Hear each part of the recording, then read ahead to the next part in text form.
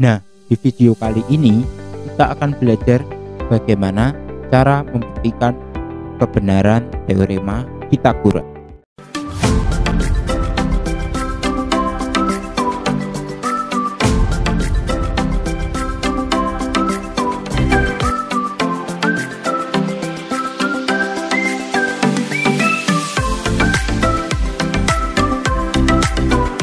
Jangan lupa like, subscribe, dan aktifkan loncengnya. Nah, apa yang ada di benak kita semua kalau kita bicara mengenai teorema Pythagoras? Pasti sebagian besar dari kita berpikir mengenai segitiga siku-siku. Dan itu memang benar, karena kalau kita bicara mengenai teorema Pythagoras, maka konteksnya adalah segitiga siku-siku. Dan kalau ada segitiga siku-siku, maka berlaku teorema Pythagoras. Nah, di SD mungkin kita sudah mendengar teorema Pythagoras ini, yaitu adalah C kuadrat sama dengan A kuadrat ditambah B kuadrat, dengan C adalah sisi terpanjang atau sisi miring dari segitiga siku-siku tersebut. Nah, di video kali ini kita akan belajar bagaimana membuktikan kebenaran dari teorema Pythagoras tersebut. Untuk selengkapnya, kita akan simak pembahasannya berikut ini. Pembuktian teorema Pythagoras. Sebelumnya, kita akan belajar mengenai simbol-simbol dalam segitiga dulu, bagaimana cara menamai sisi-sisi dalam segitiga. Jadi semisal seperti ini, ada segitiga ABC. Nah, untuk menamai sisi-sisinya itu aturannya seperti ini. Jadi sisi di depan sudut A, jadi sisi depan sudut A itu disimbolkan dengan huruf A kecil. Jadi sudut A kan di sini. Sudut A di sini berarti depannya sudut A kan berarti di sini. Ya kan? Nah, yang sebagian sini BC ini disimbolkan dengan huruf A kecil, sedangkan sisi di depan sudut B berarti sudutnya di sini kan. Nah, sisi di depan sudut B berarti yang AC ini disimbolkan dengan B kecil, dan yang C, sisi di depan sudut C itu disimbolkan dengan C kecil. Seperti itu. Nah, di sini A kecil, kemudian di sini B kecil, kemudian di sini C kecil. Bisa diingat-ingat ya. Jadi sisi di depan sudut A besar, sudut A besar itu A kecil, sudut B besar itu depannya disimbolkan B kecil, kemudian C besar depannya disimbolkan C kecil. Kemudian kita lanjut. Istilah-istilah dalam segitiga siku-siku. Jadi segitiga siku-siku seperti ini. Nah, yang sisi di depan 90 derajat ini, di depan 90 derajat ya, ini disebut dengan sisi miring atau hipotenusa. Sedangkan sisi-sisi yang lain ini disebut sisi penyiku, dan yang ini juga disebut sisi penyiku. Jadi gampangannya atau patokannya untuk menentukan sisi miring atau hipotenusa itu adalah sisi di depan 90 derajat. Kemudian sisi yang membentuk 90 derajat ini disebut sisi penyiku. Nama lain sisi miring adalah hipotenusa. Seperti itu. Ini yang disebut sisi miring atau sisi terpanjang. Jadi kalau semisal segitiganya dibalik-balik, dibolak-balik maksudnya. Nah, seperti ini hipotenusa atau sisi miringnya yang mana? Yang sini ya. Ini ya. Ini yang merupakan sebagai sisi miring atau hipotenusanya, karena sisinya ini ada di depan 90 derajat. Seperti itu. Nah, seperti ini. Kemudian yang ini, yang lainnya disebut dengan sisi penyiku. Kemudian contoh lain, kalau segitiganya seperti ini, hipotenusanya yang mana? Di depan, ingat ya, patokannya di depan 90 derajat. Berarti yang bawah ini, yang di depannya 90 derajat, berarti yang bawah ini adalah sisi miring atau hipotenusanya, dan yang lainnya disebut dengan sisi yang membentuk siku-siku, disebut dengan sisi penyiku. Jadi seperti itu. Nah, kita mulai langsung ke pembuktian teorema Pythagoras. Kita bikin segitiga siku-siku ABC dengan C-nya ini sebagai sisi miring atau hipotenusanya, sisi terpanjangnya. Kita kita buat segitiganya ini menjadi 4. Nah seperti ini. Kemudian kita akan masukkan ke bingkai. Nah seperti ini, ada 4 segitiga, kemudian ada bingkai. Bingkainya ini berbentuk persegi. Kita masukkan, ini sisinya adalah A tambah B, sisi dari bingkai-bingkai ini. Nah kita letakkan seperti ini, kemudian yang kedua kita letakkan seperti ini, kemudian yang ketiga kita letakkan seperti ini, kemudian yang keempat kita letakkan seperti ini. Nah luas dari luas yang tersisa, berarti yang merah-merah ini membentuk persegi ya, ini ya, persegi dengan panjang sisinya apa nih, C ya kan, tadi kan seperti ini, C nya ini terus saya diletakkan di sini.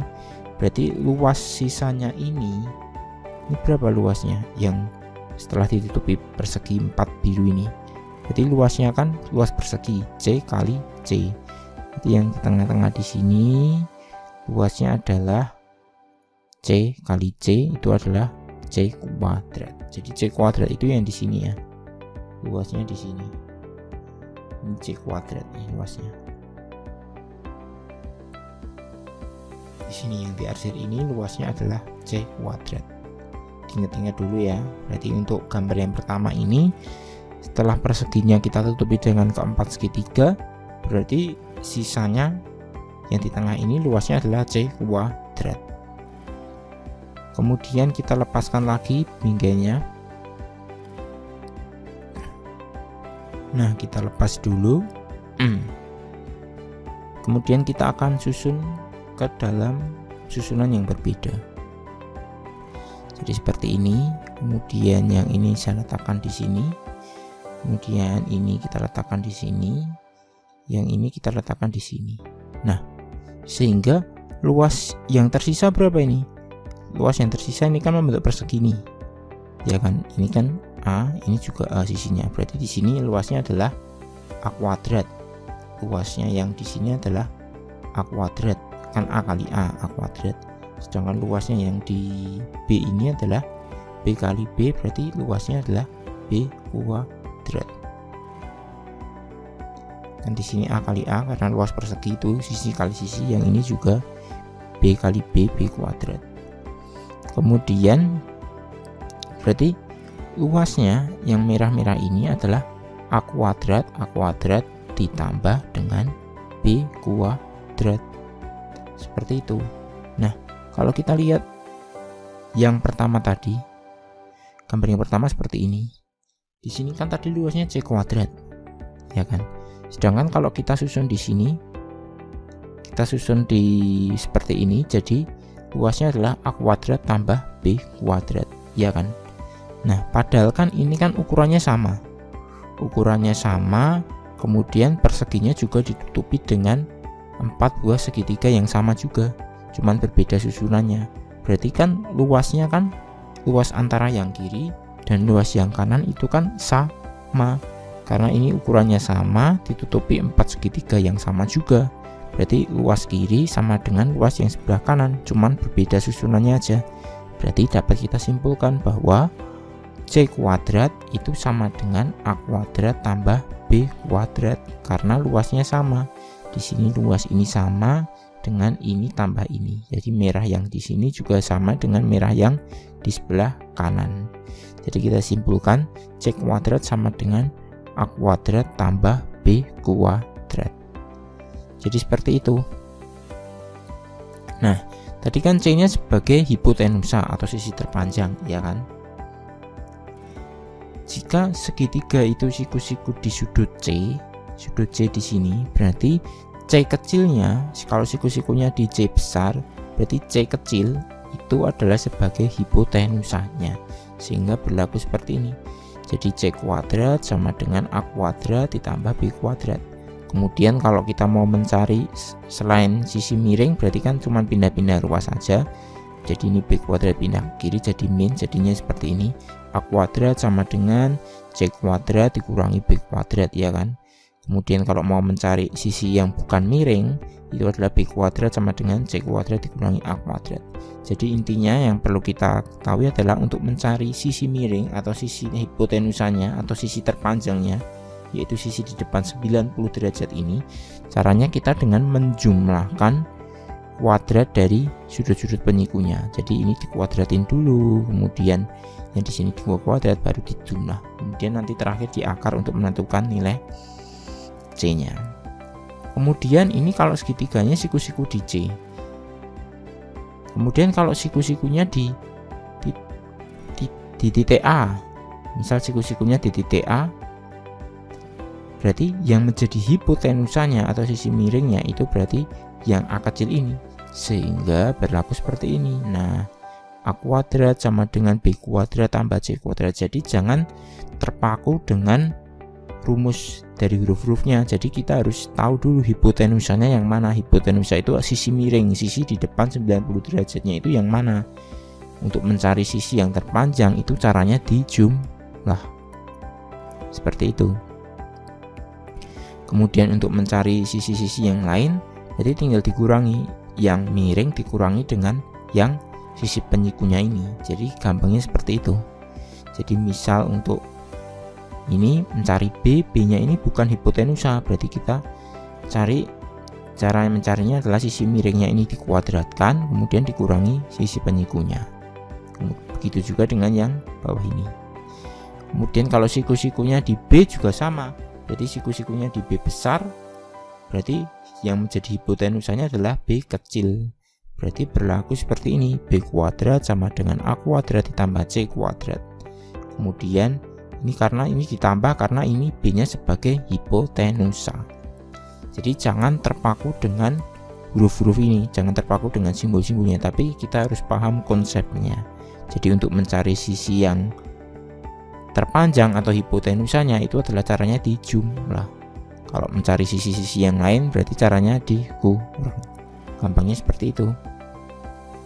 Jadi kesimpulan teorema Pythagoras adalah kalau di sini ada hipotenusa, di sini sisi penyiku, biar kita nggak terpaku dengan simbol-simbol ABC seperti tadi. Konsepnya seperti ini. Jadi hipotenusa atau sisi miringnya ini dikuadratin adalah sisi penyiku kuadrat ditambah sisi penyiku kuadrat. Jadi untuk mencari hipotenusa atau sisi yang terpanjang itu caranya adalah dengan mengkuadratkan sisi-sisi penyiku-penyikunya. Kalau kita mau cari itunya bukan sisi penyiku, berarti nanti tinggal pindah-pindah ruas saja. Berarti hipotenusanya dikurangi dengan sisi penyiku yang lain. Jangan lupa dikuadratin dan terakhir nanti di akar. Oke, jadi kita sudah belajar untuk menyimpulkan kebenaran dari teorema Pythagoras. Nah, jadi seperti itu pembahasan bagaimana membuktikan kebenaran teorema Pythagoras. Untuk latihan-latihan soal mengenai teorema Pythagoras, kita akan bahas di video selanjutnya. Oke, dadah.